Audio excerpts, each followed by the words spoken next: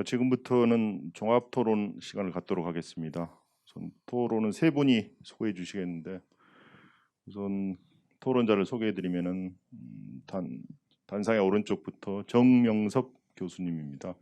정 교수님은 그 한국식품위생연구원 식품위생연구부장을 역임하셨고, 한국보건산업진흥원에서 식품산업단장을 역임했습니다. 현재는 중앙대학교 식품공학부의 교수로 계십니다. 가운데 계신 분은 이양기 부회장이신데, 식약처와 또 농식품부에서 여러 정책 자문위원으로 활동을 하셨고, 현재는 한국소비자연맹 부회장으로 재직 중에 계십니다. 맨 왼쪽에는 송성한 이사님입니다. 식약처와 국무조정실 식품안전정책위원회에서 전문위원으로 활동을 하셨습니다. 현재는 한국식품산업협회 식품안전본부장으로 재직 중에 있습니다. 우선 정명섭 교수님께서 토론을 시작해 주시기 바랍니다. 예, 안녕하십니까. 중앙대학교 식품공학과 정명섭 교수입니다. 지금 오늘 세 분이 발표를 하셨는데 그중 제일 먼저 우리 수입식품 정책과 김솔 과장님 발표하신 내용에 대해서 간략하게 말씀을 드리겠습니다. 우선 수입 전 단계와 통관 단계, 유통 단계 세 단계에서 3중으로 관리하고 있다고 그랬는데, 수입 전 단계에서 우리나라는 뭐 사실은 우리나라나 미국이나 다 마찬가지입니다. 거의 제도는 다 유사하고, 해외 제조업소 등록이라든지 현지 실사가 코로나 때문에 대부분 비대면으로 해서 원격 영상으로 이렇게 실시하고 있습니다. 근데 이제 다만 우리 김 과장님께 이제 부탁을 드리고 싶은 것은, 우리나라 수입식품 안전관리 특별법에 따르면 우수 수입업소나 해외 우수 제조업소 등록 제도가 있습니다. 그런데 이런 것들에 대한 통계 자료가 사실은 수입식품 검사 연보에도 잘 안 나와 있고, 몇 개의 업체가 등록이 돼 있는지 이런 것들을 좀 활용을 좀 잘했으면 좀 좋겠다라는 생각이 듭니다. 그리고 실제로 우수 수입업소가 우리나라 미국으로 보면 GIP라는 게 있는데, 뭐 제조 GMP나 GHP 같이 GIP Good Importers Practice라고 있습니다. 그래서 이렇게 그 수입업소가 지켜야 될 지침들을 쭉 이렇게 정리해야 될 필요가 있는데, 그런 것들을 좀 만들어서 해야 되지 않을까라는 생각입니다. 통관 단계에서는 우리 김 과장님이 발표하신 거 자료에 보면 2020년도 수입 신고 건수가 75만 1000건 정도 됩니다. 75만 1000건이면 2020년도 우리가 일한 날짜가 250일입니다. 1년 2020년 250 하루를 우리가 일을 했어요. 그거를 250일로 나누면 하루에 2992건이 돼요. 수입 신고만. 그럼 그 안에는 뭐 서류 검사, 현장 검사, 정밀 검사 이렇게 나눠지고, 또 그것을 2992건을 서울, 경인, 부산청 주로 수입식품을 담당하는 그곳으로 나눠서 각 지소나 검사소로 나눠보면 대략 하루에 997건이 됩니다. 1000건이에요. 엄청난 양입니다. 사실 공무원들이 굉장히 일하기가 힘든 그런 환경이에요. 그래서 저는 지금 이제 김 과장님이 말씀하신 거에 보면 수입식품 검사를 강화하고 안전성을 강화하고 전부 강화를 이렇게 돼 있는데, 지금 강화하면 더 검사를 하겠다는 얘기인데 그건 참 무리한 얘기가 아닌가라는 생각이고, 어떻게 하면 효율화를 할 것인가를 생각해야 된다는 얘기죠. 예를 들면 미국 같은 데는 전체 수입식품의 5%를 검사해서 30%를 부적합을 냅니다. 우리나라 부적합률은요, 우리나라는 검사, 정밀 검사를 30% 정도로 해서 부적합률이 1% 이상으로 된 적이 없어요. 한 번도. 0.5에서 0.7%가 부적합률이에요. 그러니까 이걸 어떻게 효율적으로 부적합률을 높이고 위험한 물건을 식품을 차단할 것인가, 그런데 우리가 노력을 좀 해야 되지 않을까라는 생각입니다. 유통 단계는, 마지막으로 유통 단계에서는 이제 모니터링 수거 검사해서 하는 것인데 이것은 지금도 소비단체하고도 많이 일을 하고 있지만 지속적으로 이렇게 해야 되지 않을까라는 그런 생각이 듭니다. 두 번째 발표하신 거에는 해외 식품안전정보원에서 국가별 수입식품 안전관리 트렌드를 말씀하셨는데 이건 사실은 거의 다 비슷합니다. 전 세계가. 중국도 뭐 바꾼다는데 그게 다 우리나라가 지금 수입식품 안전관리 특별법에 만들어놨던 그런 내용들을 중국도 이제 시작을 하는 거예요. 그래서 거의 다 비슷하고 지금 그 결론에서 말씀하신 그 수입식품 안전관리 전문가를 법에 해야 된다라고 했는데 그게 사실 우리나라 수입업자라는 사람들이 굉장히 영세합니다. 영세하고 우리 옛날에 오파상이라고 그러던 사람들이 이게 관세사분들은 잘 아시겠지만 몇만 명이 있다가도 갑자기 없어지고 사업을 안 하시는 분들도 있고 뭐 조그만 사람들도 규모가 큰 사람들이 있고 적은 사람들이 있고 여러 가지입니다. 그래서 참 그런 분들한테 수입식품 안전 전문가를 고용한다는 일 자체가 상당히 사실 어려운 문제고 또 수입 업체가 이력 추적 관리를 해야 된다 그러는데 그것도 사실 우리나라의 제조업소하고도 형평을 동등하게 해야 되지 않습니까? 지금 우리나라에도 모든 식품을 이력 추적 관리하는 게 아니지 않습니까?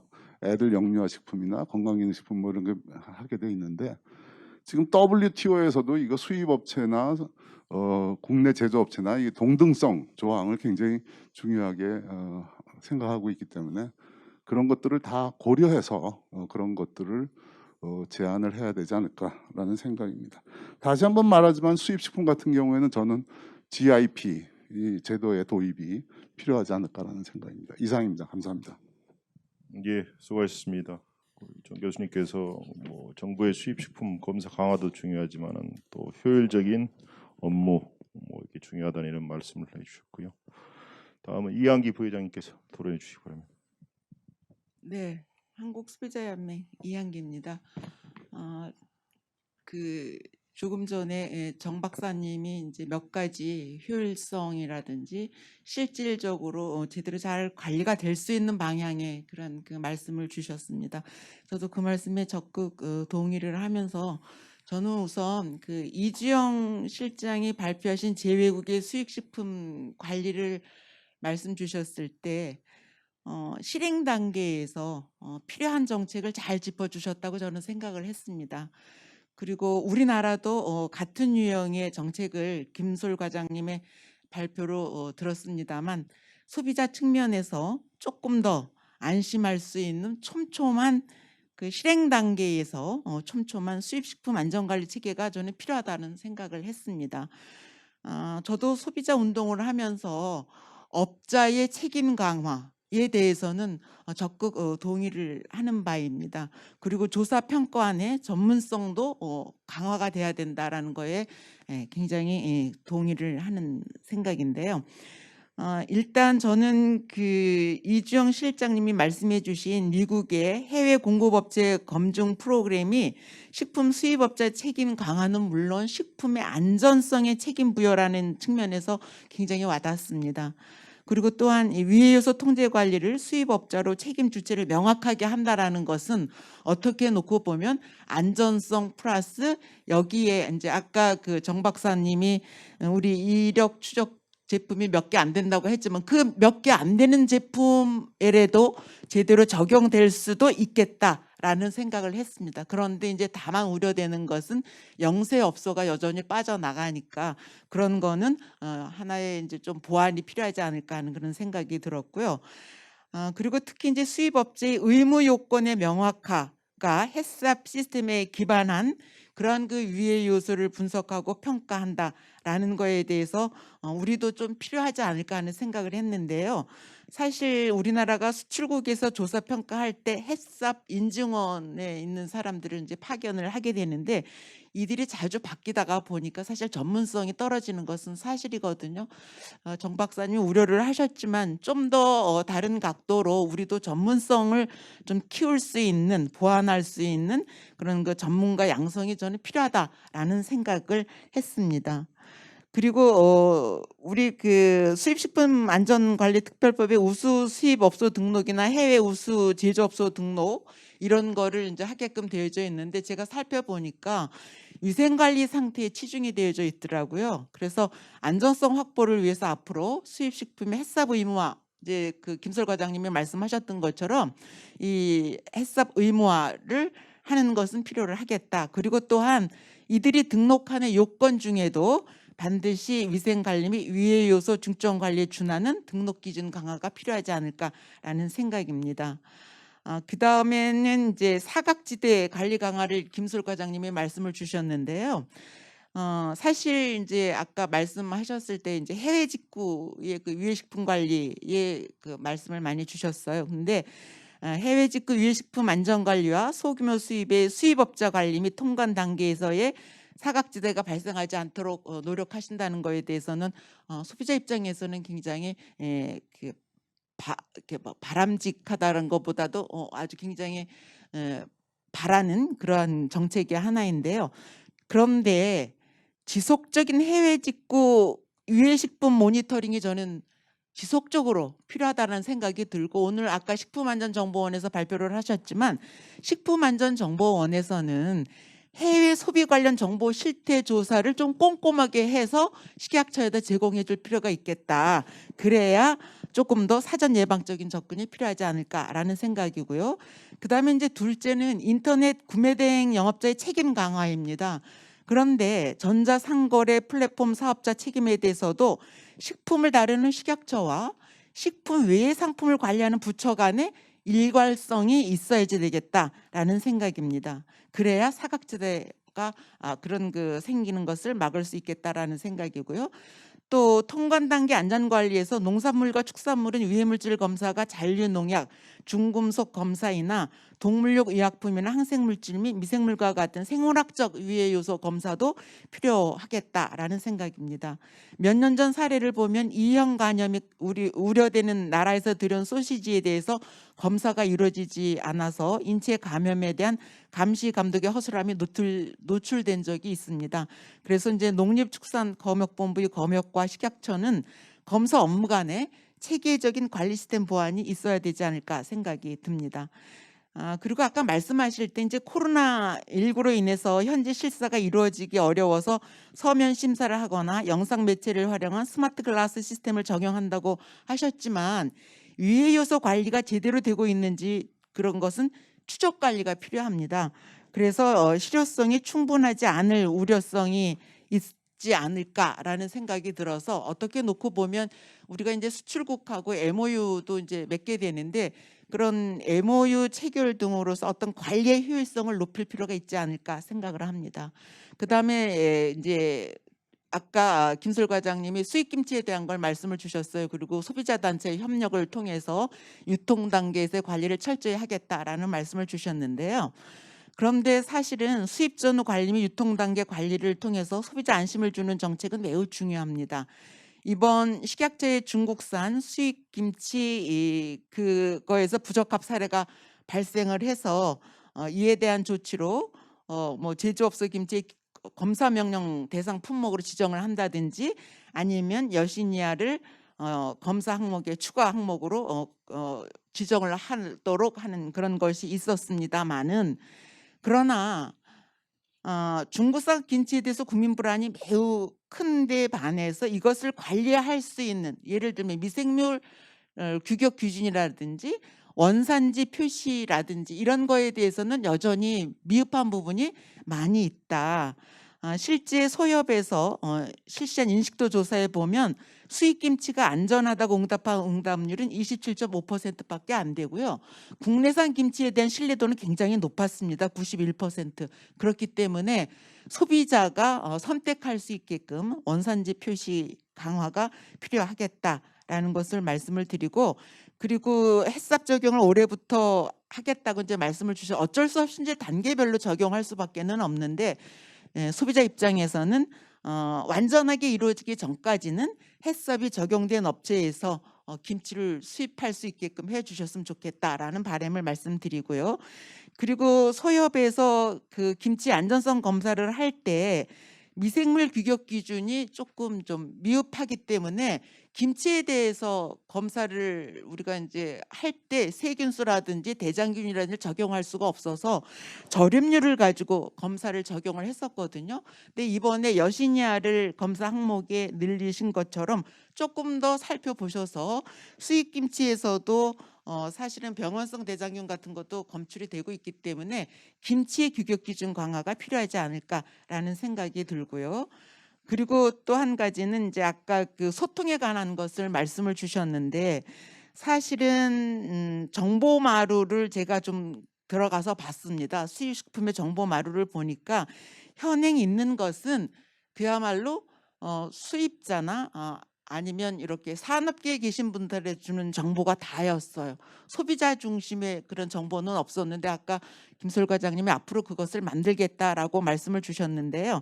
조금 더 소비자 입장에서 좀 부탁의 말씀을 드린다고 보면, 사업자에게 주는 수입 통계, 생산국, 수입액, 부적합 이력 이런 그 정보 제공 편의성 위주이고, 유해 식품 차단 목록을 보면 검출 성분이 영어로 이렇게 표시가 되어져 있어서 소비자가 살펴보기에는 조금 그 어려운, 찾아보기가 어려운 그런 상황이었고요.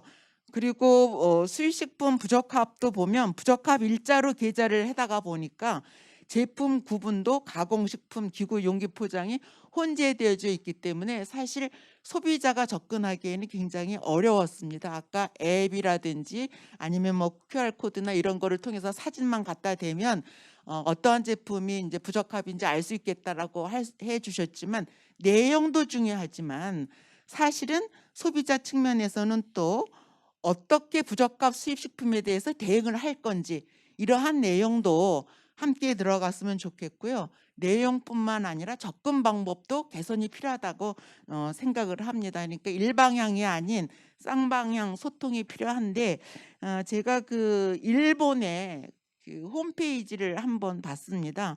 근데 거기는 보면은 소비자하고 식품안전위원회, 우리로 보면 식품안전정책위원회인데요.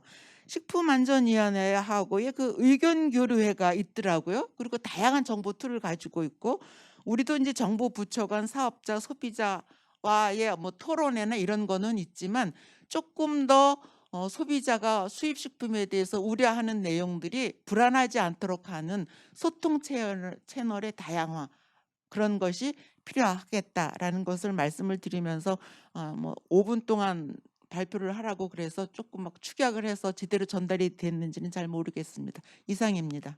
예, 뭐 여러 가지 지적을 해주시고 또 좋은 제언을 해주셨습니다. 특히 최근 중국산 수입 김치에 대해서 뭐 식약처가 여러 가지 대책도 발표했습니다만은 조금 더 보완할 점, 아까 원산지 표시나 이런 건 농림부에서 하고 있는 것 같은데 관계부처 간에 좀 잘 협의해서 그 소비자들이 안심하고 이렇게 소비할 수 있도록 그렇게 해주시면 좋을 것 같습니다. 마지막으로 송성한 이사께서 발표해 주시기 바랍니다. 네, 한국식품산업협회 송성환입니다. 반갑습니다. 우선 토론에 앞서서 식약처에 감사의 말씀을 드리고 시작을 하겠습니다. 그 지난해 그 우리 식품업계에서는 그 전례 없는 코로나19를 경험하면서 많은 위기 상황을 직면한 바 있습니다. 특히 그 팬데믹 발생 초기에 국가 간 물류 이동의 차질로 식품 원자재 수급이 굉장히 어려웠었는데요. 이때 정부에서 자사제조용 원료 조건부 신속 통관이나 위생증명서 사본 인정, 특히 해외 실사 유예 등은 이러한 위기를 극복하는 데 많은 도움이 되었습니다. 이 자리를 빌어서 다시 한번 감사의 말씀을 드립니다. 저는 산업계 입장에서 현재 제조 현장에서 애로사항을 느끼고 있는 수입식품 원료 수입과 관련해서 수입 단계별로 몇 가지 제언을 드리고자 합니다. 먼저 수입 전 단계입니다. 최근 그 식품 산업 현장에서는 AI 및 빅데이터를 활용을 해서 공급과 수요를 분석하고 예측하는 경영 관리 시스템을 도입을 하고 있습니다. 특히 스마트 글라스 등 IoT를 접목한 비대면 온라인 검사 관리 플랫폼을 구축하는 등 새로운 기술을 적극적으로 도입을 하고 있습니다. 특히 원료 수입 단계부터 제조, 가공에 이르기까지 비대면 디지털화를 통한 변화를 추진을 하고 있습니다. 물론 아직까지는 인터넷 구축 환경이나 사이버 보안, 신뢰성을 확보하는 데 한계가 있지만 이러한 정보통신 기술을 적극 활용할 수 있도록 정부에서는 인터넷 기반 시설 확충이라든지 사이버 보안 해소라든지 이런 부분을 적극적으로 좀 지원이 필요할 것 같고요. 또 하나는 오늘 김솔 과장님께서도 제안을 하셨지만 최근에 식품 제조 현장에서는 스마트 글라스를 이용을 해서 비대면 점검을 현재 실시를 하고 있습니다. 따라서 이러한 그 스마트 글라스를 이용한 비대면 점검과 관련해서도 현지 실사 등으로 인정하는 그런 제도적 뒷받침이 필요하다고 봅니다. 두 번째는 통관 단계인데요. 지난해 코로나19 팬데믹 상황에서도 우리나라 K푸드의 수출이 크게 늘었습니다. 반면에 이에 따른 원료 수입량도 많이 증가를 하였는데요.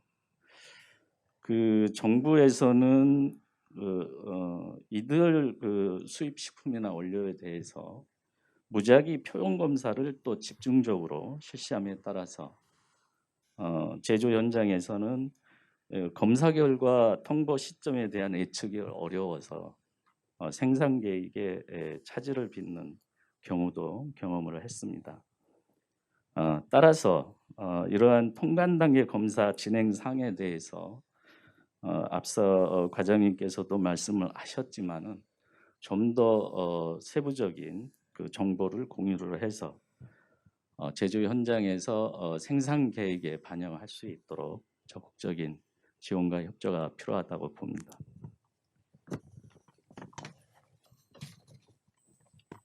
마지막으로는 유통 단계인데요. 이와 관련해서도 이한기 부회장님께서도 말씀을 하셨지만은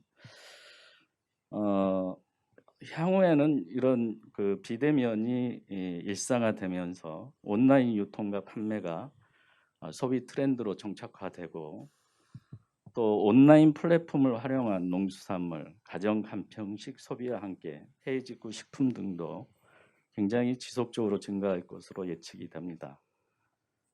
정부 자료에 따르면 지난해 그 온라인 거래 규모가 약 161조 원으로 전년 대비 19.1% 이렇게 증가한 것으로 나타났는데요.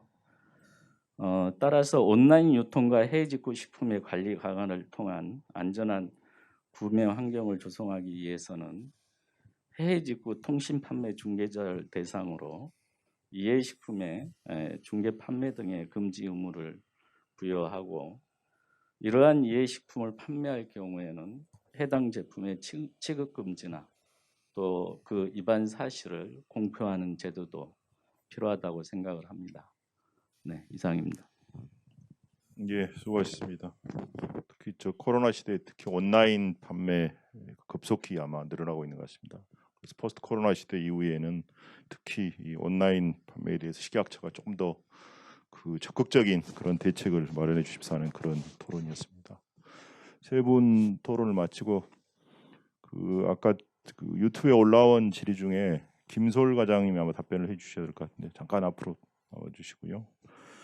그 식품위생법에서는 이제 그 행정처분에 보면은 영업정지 말고 당해 품목에 대해서 품목 제조 정지라든지 또 그 품목류에 대해서 이렇게 제조 정지 즉 어떤 행정 위반 사례별로 이렇게 경중을 가려서 이렇게 처분하는데 수입식품 안전관리 특별법에는 영업 정지 전체에 대한 영업 정지 또는 영업소 폐쇄가 이렇게 돼 있어가지고 너무 좀 과도한 뭐 처분이 아니냐는 이런 뭐 이렇게 질문이 있었습니다. 여기에 대해서 한번 김 과장님 좀 답변을 해주시면 좋을 것 같습니다. 네. 그 방금 말씀해 주신 그 부분에 대해서 저희가 먼저 결론부터 말씀드리면 검토를 좀 충분히 해 보겠습니다. 뭐 예를 들어서 국내 타부처의 어떤 그런 유사 사례가 있는지, 그리고 국외 어떤 식품에 관련된 수입식품 관련된 어떤 부분에 있어서 이와 같은 경우에 어떻게 하고 있는지 유사 사례를 한번 확인해 보고, 그다음에 이제 관련된 전문가분들의 자문을 좀 구해서 저희가 그 어떤 부적합 제품이 이제 나왔을 때 지금 현재는 그 수입 영업자에 대한 영업 정지로만 이제 되어 있는데, 그 해당 뭐 품목 또는 품목류에 대해서 뭐 수입 금지를 한다든지 이제 그런 좀 이렇게 스페시픽하게 가는 그런 것은 사실 단순하게 해서 될 건 아닌 것 같고, 여러 가지 종합적으로 좀 검토가 필요한 부분이 있다라고 생각이 됩니다. 그래서 그간에는 사실 저희가 수입법에 따라서 저희가 이제 그 관리라고 해야 되나요? 해야 되는 영업자가 크게 이제 네